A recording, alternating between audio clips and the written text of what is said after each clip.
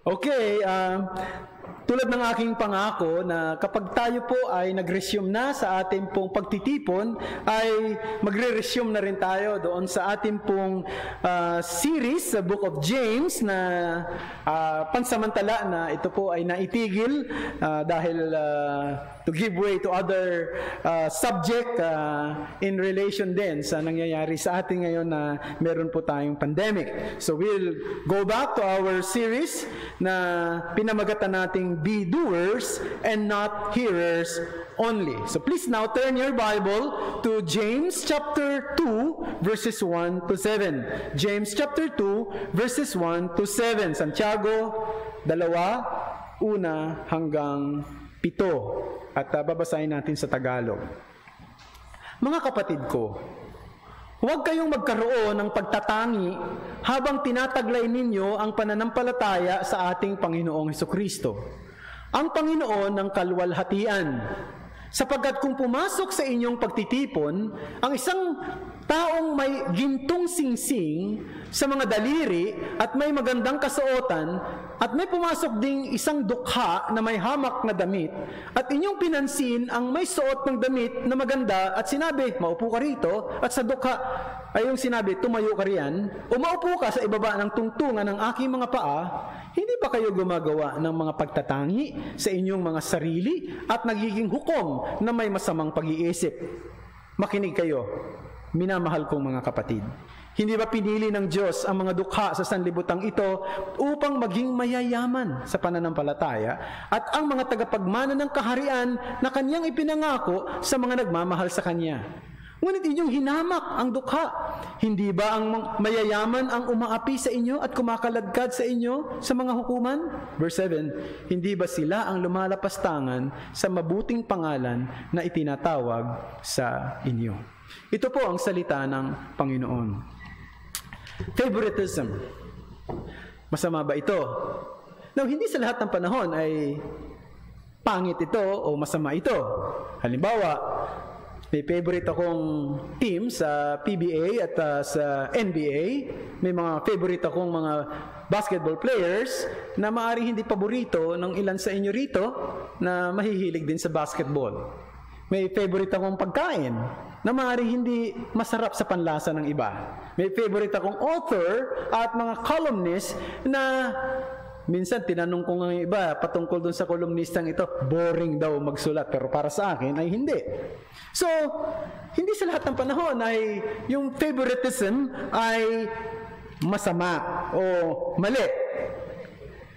However, it is an ugly reality na ang ating mundo ay nagbibigay ng kategorya sa bawat tao. Hindi ba? Yan ay ugly reality talaga. At ang kanilang mga pamantayan ng categorization ay yung itsura ng tao, yung damit na kanyang sinusuot, yung accent, yung intonation niya, o maaaring yung kulay ng kanyang damit, kulay ng kanyang balat, o kaya naman yung kanyang social status, no? Yung kanyang kalalagayan sa lipunan, o kung siya ba ay may sasakyan o wala, kung meron man siyang sasakyan, ano ba ang ginagamit niya sa sasakyan? Maganda, ito ba ay high-end o isang sasakyan na luma at kakarag-karag na. So, minsan, may ganyang kategorya ang marami. Hindi lang talaga minsan, talagang nangyayari yan. At ang totoo, tanggap na natin yan. We already accepted such mindset in the society we belong. No? Tanggap na natin yan. Na kung ikaw mayaman, pag sumakay ka ng eroplano, mas malaki ang chance na doon ka uupo sa tinatawag na business class at hindi sa economy. No? Kung ikaw ay edukado, mas malamang na may chance kang makakuha ng mas magandang trabaho kaysa sa iba. No? Kung ikaw ay mas pogi at mas maganda at mas maganda ang height, maaaring ikaw ang siyang makuha sa mga auditions na may kinalaman dito sa siguro mga sports audition o so mga talent audition, ano? So, maaaring ganun. Ganun ang mangyari. May tumatawag sa telepono ko, no? Okay. Now, yan po ang yan ang sitwasyon dito sa ating mundo. Tanggap natin yan. Pero palagay ko, kung yung favoritism, yung pagtatangi, ay magiging practice sa loob ng ating mga iglesia, sa kalipunan ng mga mananampalataya, hindi lang ito pangit, ito ay taliwas sa katangian at maging sa batas ng Diyos. Pakinggan ninyo ang sinabi ng Panginoong Diyos sa pamamagitan ni Moses sa Deuteronomy chapter 10 and verse 17. Ganito ang mababasa natin. For the Lord your God is God of gods and the Lord of lords, the great, the mighty, and the awesome God, who is not partial and takes no bribe. Alam niyo mga kapatid, it is understandable kung ang Diyos ay magiging partial at discriminatory. Madali nating maintindihan yan. Alam niyo ba kung bakit? Sapagkat siya ay Diyos ng mga Diyos. Siya ang Panginoon ng mga Panginoon. Siya yung sovereign king of the universe. Nasa Kanya lahat ng karapatan na gawin kung anong gusto niyang gawin sa sino man sa atin. Yet according to this text, He is not partial. Kung ang Diyos hindi nagtatangi, gaano pa kaya tayo? Na tayo mga recipient lamang ng Kanyang biyaya. Recipient lamang ng Kanyang pagpapala. Hindi tayo dapat magtangi. Kaya, mga kapatid, mahalaga na maintindihan natin ang usaping ito sa kalipunan ng mga mananampalataya. Dito sa talata na binasa natin ngayon, ay makikita natin, ang totoo, may connection ito doon sa mga naunang mga tinalakay na ni Apostol Santiago sa chapter 1. May in-outline na siya roon patungkol sa marks of true religion. Ano ba yung tanda ng isang tunay na relihiyon? Ang tanda ba ng isang tunay na relihiyon ay meron siyang magandang gusali, meron siyang yung mga tao na pumupunta sa kanila, anong klase ng mga tao nandyan, mga tao bang may sinasabi sa lipunan. Hindi yan ang marks ng true religion. Sinabi niya sa chapter 1 verse 27, religion that is pure and undefiled before God the Father, is to visit the orphans and the widows in their affliction and to keep oneself unstained from the world. And therefore, true and acceptable religion is usually inclined towards the needy and not away from them. Ang totoong relihiyon na tinuturo ng Biblia ay mayroong pagpapahalaga sa mga taong aba, sa mga taong dukha, sa mga nangangailangan at hindi lumalayo sa kanila. No? Kaya yung practice ng partiality sa lupo ng mga mananampalataya, kapag ito ay nangyari, ang ibig sabihin, yung grupo na yan, yung lupo na yan, yung iglesia na yan, ay maaari nang na-contaminate o na-pollute ng prinsipyo ng ating mundo. Sapagkat ganyan ang ating mundo di ba? May categorization sila pagdating sa treatment na binibigay sa mga tao. And palagay ko, ang pinaka-mensahe na gustong sabihin ni Santiago rito, no, is a simple one, and I put that in my own words, and sabi rito, the practice of discrimination is profoundly unchristian. The practice of discrimination is profoundly unchristian. Dalawang bagay ang ating titingnan. Una, partiality described, and then partiality denounced. Partiality described. Now, dito makikita natin kung paano inilarawan sa atin ni Santiago yung pagtatangi. No? Ang unang paglalarawan niya, ipinakita niya rito yung attitude of snobbery. The attitude of snobbery. No, pagiging snub. Yan, makikita nyo yan sa verses 2 to 3. No? Merong illustration na binigay rito si Santiago patungkol sa partiality or favoritism, characterized with snobbery. Now, this is clearly not a hypothetical problem. Kasi sabi ng iba, hypothetical daw yung illustration dito. No, hindi. This is not a hypothetical problem. Because James is very direct, no? Doon sa kanyang pagsasalita na sinasabi niya na ito ay isang issue doon sa mga bumabasa ng kanyang sulat. Noong panahon ni Santiago at ng mga apostol, talagang laganap ang kahirapan na nangyayari sa iglesia ng Panginoon. Bakit? Sapagkat matindi ang persecution. So maraming mga Christians ay nawawalan sila ng trabaho, o yung mga naghahanap ng trabaho, hindi sila tinatanggap dahil Christian sila. Yung iba ay kino-confiscate yung kanilang mga kasangkapan ng authorities. So marami naghihirap. Kaya nga, na madali nilang ma-distinguish kung yung pumapasok sa kanilang kalipunan ay mayaman o hindi. No? Di ba binanggit dito? Makita daw ng isa, mayroong sing-sing na ginto. Mayaman yan.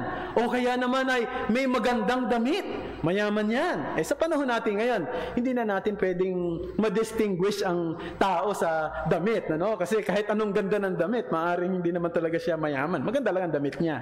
No? Na kinuha niya sa ukay-ukay. No? Parang ganon. Pero hindi naman talaga binili niya ito sa isang mamahaling butik, no? Kundi naitago lang ng ganda ng damit. Pero hindi na sa panahon nila noon, madaling ma-distinguish yun. Isa pa, yung mga lugar na pinagtitipunan, most probably ay walang mga upuan na katulad na meron tayo rito ngayon, ano? Siguro kung meron man, mga iilan lang at iilan lang ang nakakaupo roon. So, kung ikaw ay simpleng tao, tayo ka na lang diyan, no? At kung maaring kinakailangang ikaw ay umupo, siguro medyo nakakaangat ka doon sa iba. 'Yun ang pinauupo nila. So, madali nilang ma-distinguish noon ang kalalagayan. So, siguro mga kapatid, ilagay natin ito sa konteksto natin ngayon para mas ma-appreciate natin, no? Isipin natin, no? Ilagay natin sa ating imagination. Sunday worship. So, mayroong mga usher dyan sa labas, ano? So, parating na yung mga tao kung saan-saan nang galing. At maaaring mayroong dalawang tao rito na mukhang baguhan. Yung isa, mukhang obviously mayaman to kasi may kotse. At ang kotse niya, maaaring BMW, no? Mahal yun eh. No? Yung kotse na yun, hindi yun basta-basta nabibili ng mga simpleng tao lang, ano? So, mahal yun. Paglabas niya, makikita mo, mukhang ang kanyang damit ay magara at mukhang mamahalin at signature. Yung kanyang bag ay, yung balat nito mukhang yari sa balat ng kabayo. Balat ng crocodile, ano, ng buhaya, no? Ano ba yung mga, di ko alam kasi yan, ano, maring may mga bag na kaya mahal dahil daw galing sa na balat ng buhaya. Kasi nga naman hirap naman balatan yung buhaya, di ba? No? Maaring yung Chanel ba yan o kung Louis Vuitton ba yan, kung ano man, ano? Alam nyo, may karanasan ako dyan sa Louis Vuitton eh. Kasi yung aking iPad ay nilagyan ko ng case. Ang nakalagay dun sa case, Louis Vuitton. Pero nabili ko lang naman yan dyan na 150 sa Alabang. Pero ang tatak Louis Vuitton. So nung nandun na ako sa airport, nandun kami sa, tawag nito, nandun ako sa, ano ba airport na yung pangalan ng airport na yun sa England? Heathrow, nasa Heathrow ako. Pinababalik-balik yung aking iPad eh. Kinuha yung iPad ko, binalik niya ulit doon sa x-ray machine. No? Pagkatapos, pagbalik, binalik na naman. Sabi ko, bakit kaya binabalik-balik yung iPad ko? Ang ba na huli, binigay na sa akin. Siguro, iniisip niya, Louis Vuitton ba talaga ito? Kasi, bakit?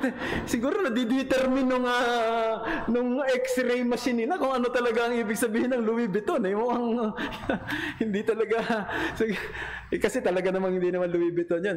Ano lang yun mumurahin lang na siguro yun. Vuitton lang talaga yung Vuitton. So, yun. Maaaring ganon, kaya makikita niya, sigurado, pagtingin mo dun sa relo, mukhang Rolex ang kanyang relo. At mamahalin ang kanyang perfume, ang bango, no? Parang Dracar o kung ano man ang kanyang perfume. Well, the second newcomer is obviously poor. Yung kanyang damit ay hindi lang luma, mukhang marumi pa. No? Kaya nung makita nung mga usher, no? Iba yung tingin. Kasi doon sa unang dumating, hey, good morning po. salamat nakarating kayo rito. Punta kayo doon sa bandang harapan, doon kayo umupo. At para makita nyo yung view, mas maganda roon. Mas makikita nyo mas maririnig nyo ng gusto yung pangangaral ni Pastor Froilan talagang. At makikita nyo yung kanyang gesture mas malinaw kaysa dyan sa likod. No? Tama ba? Samantalang ito, medyo nagdududa. Nagbubulungan sila. Sabi niya, ano ba yan? Bantayan mo. Baka kung anong gawin niyan dito sa atin. So, pagka nag-pray tayo, huwag kang pipikit. Tingnan natin. Baka nagdududa na, no? May tinatawag na nagsususpecha na tayo doon sa taong yan. Hindi ko sinasabi na yung pagdududang niyan ay maaaring hindi totoo. Maaaring totoo rin. Pero makikita natin kagad by the mere appearance of the person, our treatment to them ay iba. Magkaiba. Diba? Yung treatment natin mukhang nagbabago. Dahil lamang doon sa panlabas na anyo ng isang tao. Hindi ko sinasabi hindi tayo maging alerto. Dapat tayo maging alerto. No? Dapat din tayong maging maingat lalo na sa panahong ito na talaga namang maraming gumagawa ng hindi maganda maging sa loob ng iglesia ng Panginoon. Pero gusto kong sabihin mga kapatid na hindi porket yung isang tao ay maaaring hindi maganda ang kanyang kasuotan, doon lang sa kanya lang tayo maaaring magduda. Pwede rin natin pagdudahan, wag yung may magandang kasuotan. No? Yung mukhang mayaman. So, ang ibig ko lang sabihin ay maging maingat tayo sa puso natin, sa pagtrato natin, sa kapwa-tao natin, kung ang patayan lang natin ay yung kanyang panlabas na kasuotan, ang panlabas na anyo. Sapagkat yan ay isang bagay na hindi kaaya-aya sa harapan ng Panginoon. No? And then, pangalawa, yung apparent superficiality sa verse 4. Sa verse 4, makikita natin, sabi rito, hindi ba kayo gumagawa ng pagtatangi sa inyong mga sarili at nagiging mga hukom na may masasamang pag-iisip? Yan ang sabi rito ni Santiago, no?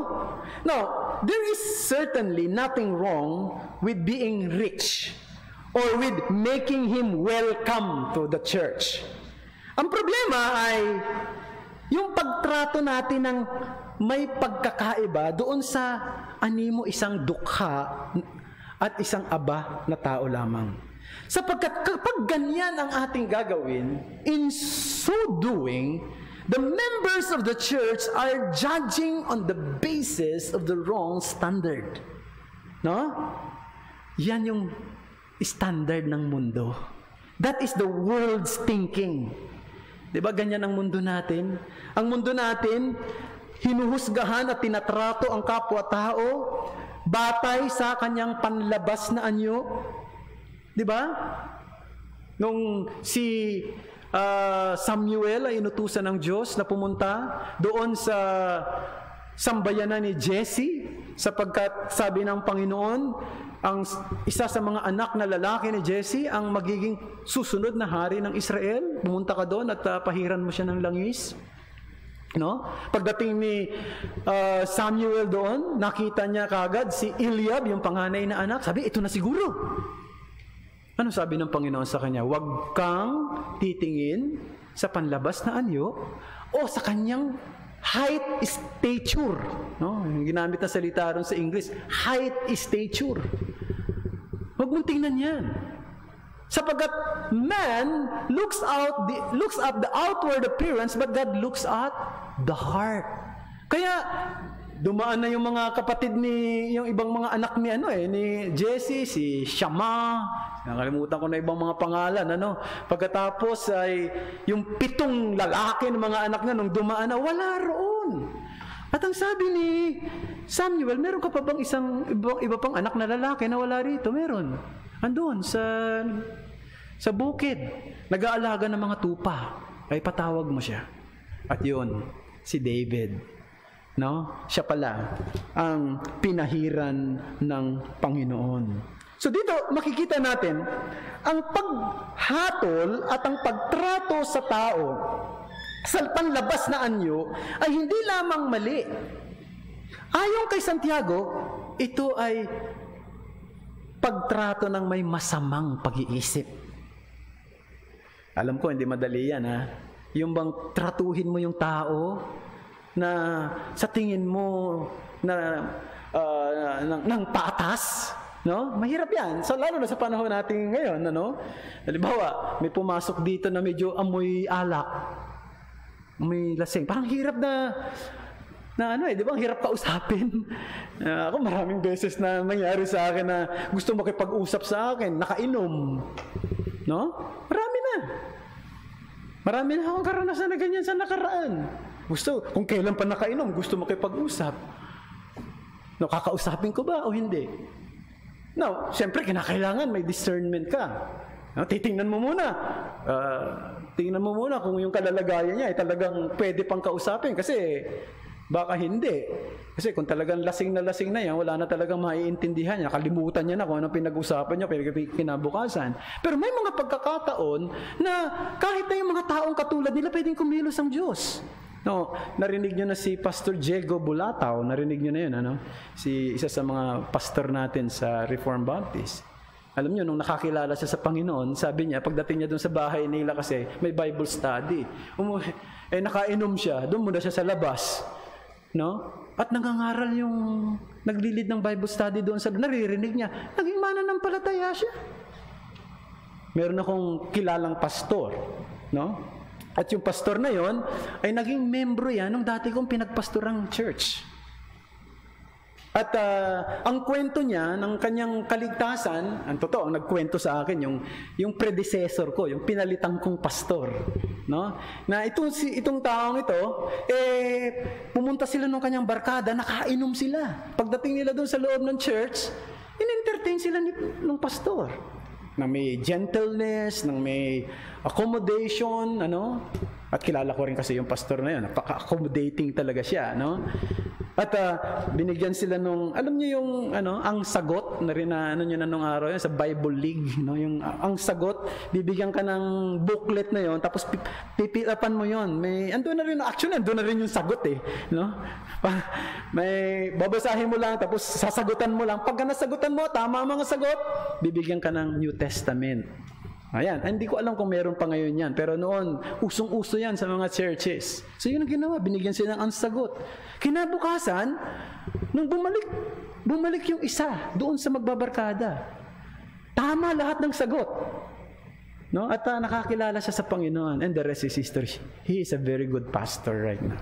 And I think noong January nagkita kami diyan sa Alabang, and ni-recall ko sa kanya yung nangyaring yun. At tuwa siya sapagkat sabi niya eksaktong-eksakto kung paano siya nakakilala sa Panginoon doon sa ganong sitwasyon. Ang punto ko, mga kapatid, pwedeng kumilos ang Diyos no, maging sa puso ng isang tao, akala natin pinagdududahan natin. No. Hindi lahat ng kwento ay may magandang resulta. Not all stories end well. Of course, we know that. But always bear in mind that Christianity has put down boundaries between master and slave, between rich and poor, between popular and ordinary, between white and black, between Jew and Gentiles. Maaaring manatili tayong magkaiba sa kalalagayang panlipunan, sa ating kalalagayang pang-ekonomiya, pero kung pare-pareho tayo naging Christian, tayo ay iisa kay Kristo. Kaya hindi maganda yung church for the rich and church for the poor. No? At sa iglesia ng Panginoon, ang mga mayayaman, ang mga mahihirap, magkasama sila. Sapagkat sila'y iisa kay Kristo. Now, punta tayo sa pangalawang bahagi. Partiality denounced. Bakit kaya yung pagtatangi o favoritism ay hindi katanggap-tanggap sa komunidad ng mga mananampalataya? Meron akong dalawang dahilan. Una-una ay the price of gospel enterprise is none other than Jesus Christ, the Lord of glory. Ano ba yung price natin bilang Christian? Ano ba yung price ng gospel? Hindi yung katatayuan ng tao.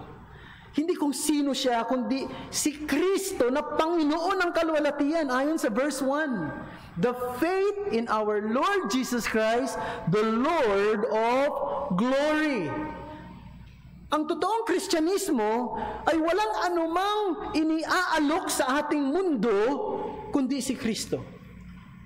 Hindi ang kayamanan ng mundo, kundi si Kristo lamang. Sapagkat siya ang ating kalwalhatian. No? Ang kalwalhatian ng tao ay tulad sa isang bulaklak. Natutuyo, nalalanta, namamatay. No? Samantalang ang kalwalhatian ni Kristo ay hindi. Parang walang pinagkaiba yan doon sa organ. Anumang klase ng organ meron ka, maaaring yung organ na yan ay branded tulad ng Roland, Yamaha, kung anumang klase ng organ yan. Pero ang kalwalhatian ng organ ay wala sa kanyang brand, kundi doon sa tumutugtog ng organ. Kung yan ay hindi tutugtugin at gagamitin, yan ay display lamang, a piece of wood o a piece of plastic or metal or what. Yan lang yan. Hindi ba? Gayon din ang bawat isa sa atin. Ano man ang kalalagayan natin sa mundong ito. Maaaring mas nakaaangat ka ng pamumuhay, maaaring mayaman, mahirap. No? Ano man ang kalalagayan mo, maaaring marami kang pera sa bangko.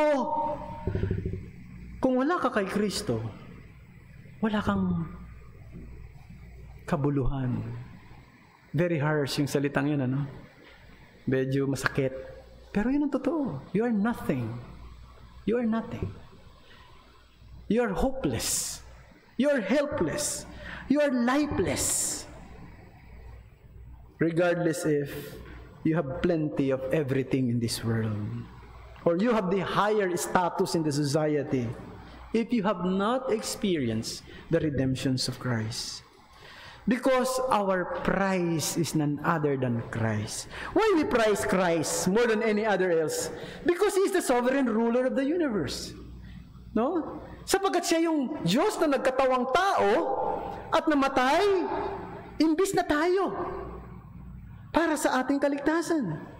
Siya yung nagtataglay ng ganap na kalwalhatian ng Diyos. At yung kanyang kalwalhatian ay kanyang ibinabahagi sa sino mang nanampalataya sa Kanya.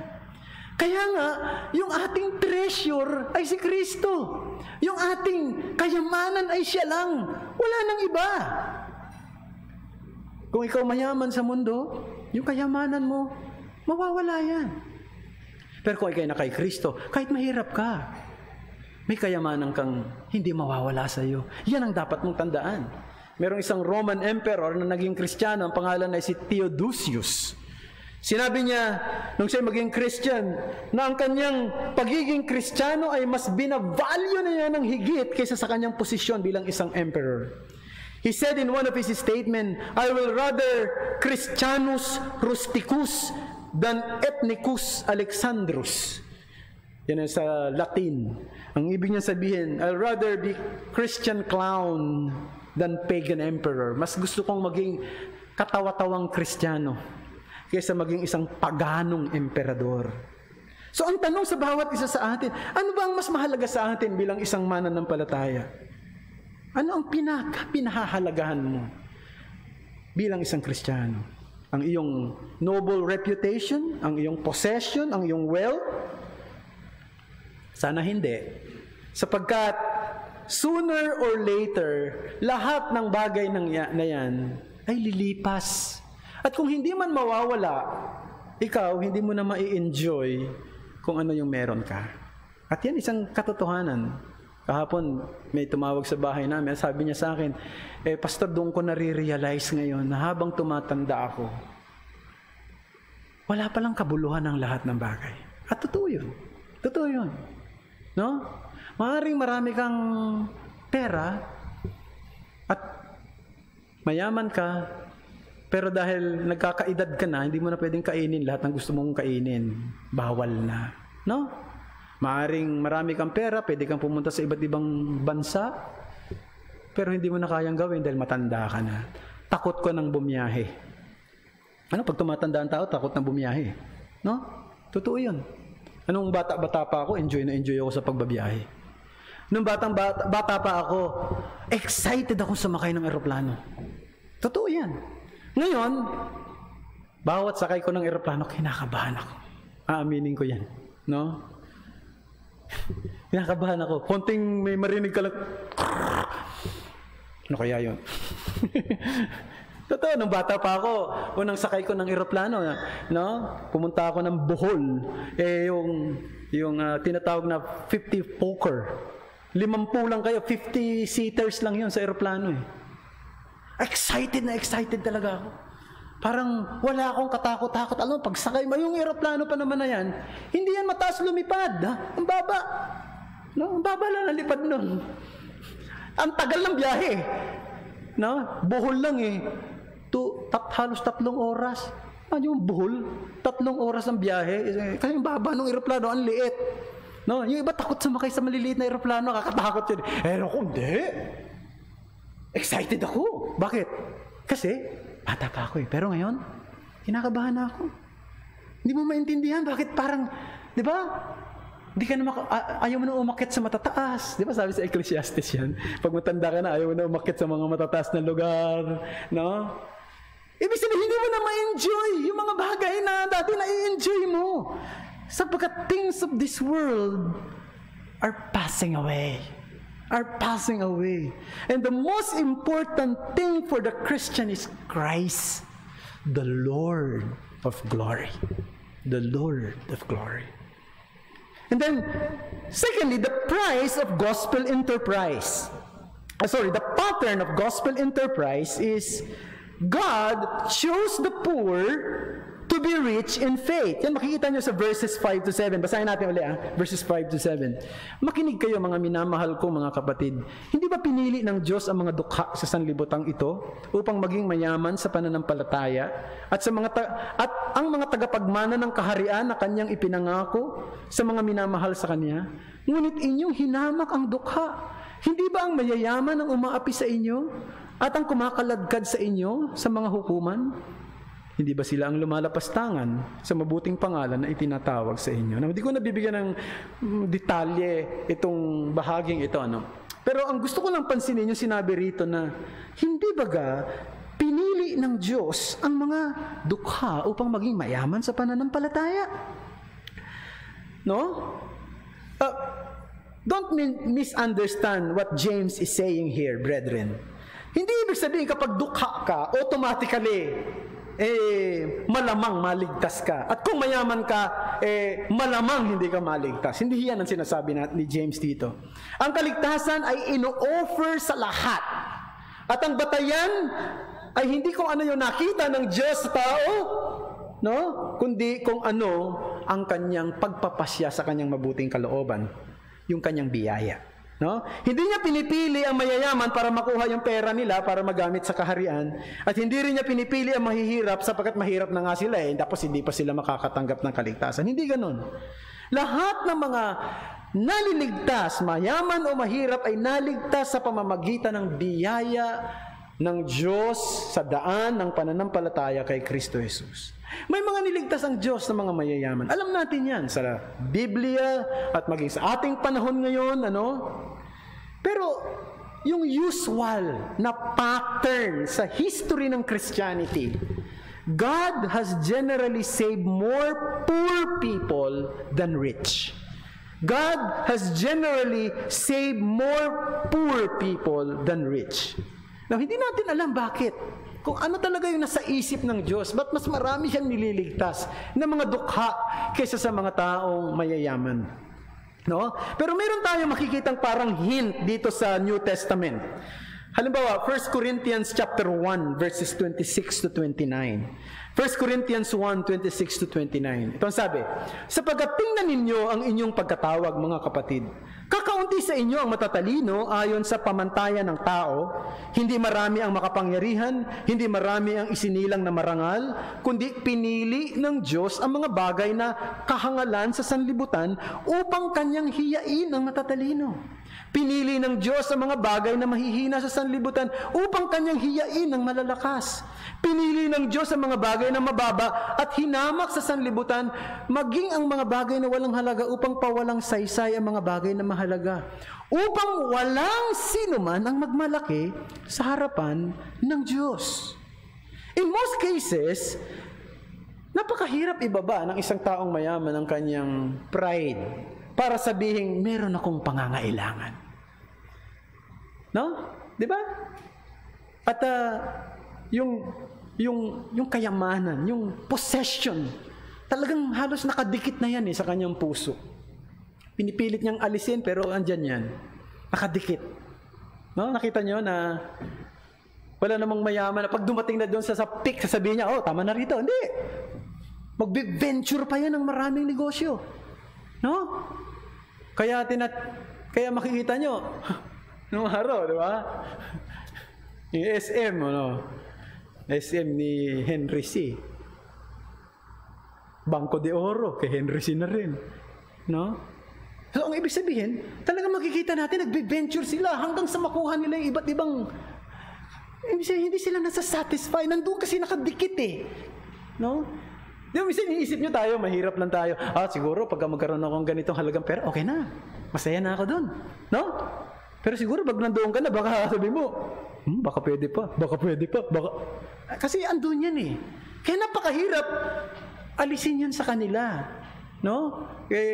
Ang halimbawa ko nga niyan, sa bahay namin, maraming daga. No? Nakakahiyaman sabihin, pero talagang maraming daga. Di ko alam bakit No? Nung araw pa naman maraming daga doon. Pero yung mga daga doon, talagang hindi yung mga bubuwit yung talagang mga malalaking daga, yung parang mga kuting na talaga. Lalaki. No? Kaya minsan nagrereklamo yung mga anak ko, ano ba naman dito? Ang daming daga, sa gabi nagrarambol sila doon sa kisame namin. No? Hindi mo ba naman pwedeng hindi yan sila kaya ng mga mga bygone, yung mga nilalagay na pinapagpag lang kasi ang lalaki. So, ito na actually, itong lockdown na ito, pumunta ako dyan sa Ace. May nakita ako doon na glue. No, na para daw yun sa daga. Ang mahal. Pero, sabi ko, subukan ko, binili ko. No, nilagay ko sa karton, yung karton ginupit ko pagkatapos nilagay. Ang hirap lagyan, sa totoo lang napakahirap lagay kasi ang dikit. At pag nadikit yung kamay mo, ang hirap tanggalin. No, kahit na nga meron pa ilang hugas ka bago matanggal minsan kinabukasan na matatanggal. Ang hirap talaga. So yun ang ginawa ko, nilagay ko siya dun sa mga ilalim. Ayun. Every other day nakakahuli ako ng mga daga. No? Marami akong hindi ko nga malibing Pagka nahuli doon, kasi nakadikit hindi ko matanggal, no? Yung minsan si Lisa, no? Nung may nakita siyang daga, nahuli, na-trap. So, ang ginawa niya, winalis niya. Kasi ang nadikit yung buntot lang Hindi na siya makawala. Buntot lang, Ang laki ng daga, hindi talaga makawala. So, pag tanggal niya, nabunot yung buntot. No? Sabi ko, ano ba ito? Talagang matindi. Now, bakit ko binigay na illustration ito, mga kapatid? Sorry doon sa mga madiriin. Pero bakit ko binigay na illustration yan? Ganyan yung ganyan yung mga mayayaman. Yung hindi nila nakadikit na sa kanila Parang hindi makawala-wala doon sa ganung sitwasyon. Kaya mahirap ibaba yung kanilang pride at sabihin may pangangailangan ako. No? At kung dumating man sa panahon na sila talaga magpakababa, kumilos lang talaga ang Diyos sa puso nila Gumalaw lang talaga ang Panginoon. It takes God's power to change their heart. No? Samantalang yung mga mahihirap, mga dukha, hindi naman lahat. Naintindihan na nila kung ano ibig sabihin ng pagpapakababa. Kasi nandoon na sila Naintindihan na nila kung ano ibig sabihin ng pagiging poor in spirit. Madali na nilang ma-relate yun Sapagkat nandoon na sila Aba na sila Di ba? So yun yung sinasabi dito. Kaya in usual pattern, yung pattern ng pagkilos ng Panginoon, mas madalas ay naililigtas niya. Mas marami rito ay ang mga dukha at hindi yung mga mayayaman. No? Saan nyo makikita yung mga maraming atheists sa ating mundo? Andoon, sa Europe, mga mayayamang bansa. Kaya nga, sinabi ko na rin to kaninang umaga, no? 'Di ba itong pandemic na ito, yung mga badly hit talaga ng mga bansa, yung mga mayayamang bansa sa Europe, sa America, sa Middle East, 'di ba? And therefore, this pandemic is sending a message to these rich nations right now. Kaya ang pagpapala ng Panginoon talagang dakila. Kung ikaw mahirap na sumpungan mo si Kristo, no? Maaaring hindi naman magbago yung kalalagayan mo sa buhay. Maaaring mahirap ka pa rin. Pero actually, you hit a jackpot. No? You hit a jackpot. At yung jackpot na yan ay hindi na mawawala sa iyo magpakailanman. Because you will spend with God in heaven and in new heavens and new earth. Eternally. At alam niyo, hindi naman talaga surprise ito sa atin sapagkat si Kristo mismo, makikita natin Nung nagkatawang tao siya, hindi siya nabuhay na isang mayaman. Napansin niyo ba 'yon? Pwede naman siya ipanganak sa isang mayamang pamilya Pinili niya si Mary at saka si Joseph. Mga dukha, mga aba. Nang ipinanganak siya sa isang pasabsaban, walang mga rooms na gustong tumanggap sa kanila. Lumaki siya sa kanya na ang tatay niya karpentero at siya'y naging karpentero rin, no?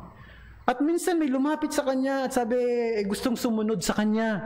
Panginoon, gusto kong sumunod sa iyo. Sabi niya, susunod ka sa akin. Yung mga musang merong lungga, yung mga ibon merong nest, no? Pero ang anak ng tao, walang unan man lamang sa kanyang ulo. Mahirap siya. At sinabi ni Apostol Pablo sa 2 Corinthians chapter 8 verse 9, "For you know the grace of our Lord Jesus Christ, that though he was rich, yet for your sake he became poor, so that you by his poverty might become rich." And therefore, brethren and friends, if there is one or two or more who are listening to me and not yet saved, what are you waiting for? Come to Christ and be humble before Him. Maaaring mahirap ka, dukha ka, o maaaring mayaman ka, pero isa lang pare-pareho ang kailangan ng tao para maligtas sa darating na kapahamakan. Yan ay si Kristo. Kinakailangan mong lumapit kay Kristo, magpakababa kay Kristo, at kilalanin na si Kristo lamang ang kanyang ginawa doon sa krus, ang paraan para ikaw ay makaligtas sa tiyak na kapahamakang darating sa mga makasalanan. Si Kristo lang ang iyong pag-asa. Lumapit ka sa Kanya sa daan ng pananampalataya. No? Napansin niyo ba? Ngayon, pag pumunta kayo dyan sa labas, lahat ng tao nakamask. No? Mayaman, mahirap, no? Pati natuwa nga ako kasi bihira ako makita yun May nakita nga ako taong grasa doon sa bayan Nakamask din no? Talagang siguro naintindihan niya rin na kailangan niya. At makikita mo mga mayayaman, no? Sa supermarket, nakamask lahat. Ibig sabihin lahat pare-parehong kinikilala. Ito ang paraan para maligtas tayo sa coronavirus. At sana yan din ang makita ng maraming tao sa ating mundo, mayaman naman o mahirap, na ang tanging kaligtasan ay si Kristo lang sa darating na puot ng Diyos. Ang tanging paraan para hindi ka makarating doon ay si Kristo lang. At tayong mga mananampalataya na naririto, ipag-pray din natin. Binanggit ko kanina, no, yung hindi madali na, 'di ba? Yung paano itrato pag may dumating dito na parang medyo suspicious yung kanyang look. Medyo mahirap yan no? Kaya dapat yung discernment, pag-pray natin yan sa sarili natin. At saka yung compassion. Yung puso na talagang may habag sa mga taong yan. Ipag-pray natin yan. Na ibigay sa atin ng Panginoon. No? Kasi, alam natin na tayo ang may hawak ng talagang kailangan ng tao. Nasa kamay natin ang talagang kailangan ng tao na malaman nila. Yung ang reyna ng Inglaterra ay madalas bumibisita sa isang castle sa Scotland ang pangalan ay Balmoral Castle, no? May picture kami niyan sa bahay, Balmoral Castle. Pina-frame pa yan ng misis ko. Yung reyna pag summer pumupunta siya roon sa Balmoral Castle at umiikot siya doon sa countryside. Nagpupunta siya doon ng walang escort, gusto niya kasi mag-isa lang, safe naman yung lugar. Naglalakad siya, ini-enjoy niya yung summer. Kaya isang pagkakataon, biglang umulan ng malakas, no? Umulan ng malakas. So kinakailangan niyang sumilong at kumatok siya sa isang bahay roon na doon siya inabutan. At nanghiram siya ng payong. Nung binuksan nung may-ari ng bahay, yung babae, yung nakita nga niya, hindi niya nakilala na reyna yun ng Inglaterra. No? Nanghihiram ng payong dahil malakas ang ulan. Pinahiram naman niya ng payong. Pero pinahiram niyang payong yung luma at maraming butas. No? Hindi niya pinahiram yung maganda, yung sira na halos. So tinanggap naman ng reyna at umalis na siya. Kinabukasan ay may kumatok sa bahay ng babae at isang royal guard at nagbigay ng note of thanksgiving bilang pasasalamat sa pagpapahiram niya ng payong sa reyna kahapon. Nung malaman niya to, na-shock talaga siya. No? Sana, sabi niya, kung alam ko lang yung palang queen, ibinigay ko na yung mas bagong payong namin. Nakita niyo yung treatment na ganyan? Ipag-pray natin na hindi tayo maging ganyan. No? Pag-pray natin na magkaroon tayo ng tinatawag na discernment at saka compassion. Sapagkat, mga kapatid, no, tandaan natin ito. Ang ebanghelyo na dala-dala natin, ang pinakamainam na regalo at serbisyo na pwede nating ibigay sa lahat. At yung pinakamainam na regalo at serbisyo na pwede nating ibigay sa lahat ay ipinagkatiwala lang sa kanyang iglesia. Sa atin. No? Kaya we have to show compassion to everybody, even to the poor and needy. Manalangin tayo. Salamat sa iyo, Panginoong Diyos, sa mga salita mong ito na napagbulay-bulayan namin ngayon. Sana, Panginoong Diyos, ito'y maitimo sa aming pong mga puso, maikintal sa aming mga isip. Hindi ito isang bagay na teorya, isang bagay na agreeable, isang bagay na pwede naming sabihin na isang prinsipyo na maganda, kundi ito talaga maging practice namin. Yung non-partisan, no favoritism, not showing any partiality. Even among us, aming mga magkakapatid dito sa loob ng iglesia, because we are one in Christ. Tulungan mo kami sapagkat ito ang totoong refleksyon ng buhay at katangian ni Kristo. Mahirap ito sa panahong ito dahil ang dami manloloko, ang dami mga taong nagtitake advantage. Pero wag namin kalimutan, Panginoon, na we are called to do this and help us. Help us, Lord, to have a kind heart and compassionate heart, at the same time a discerning heart, so that we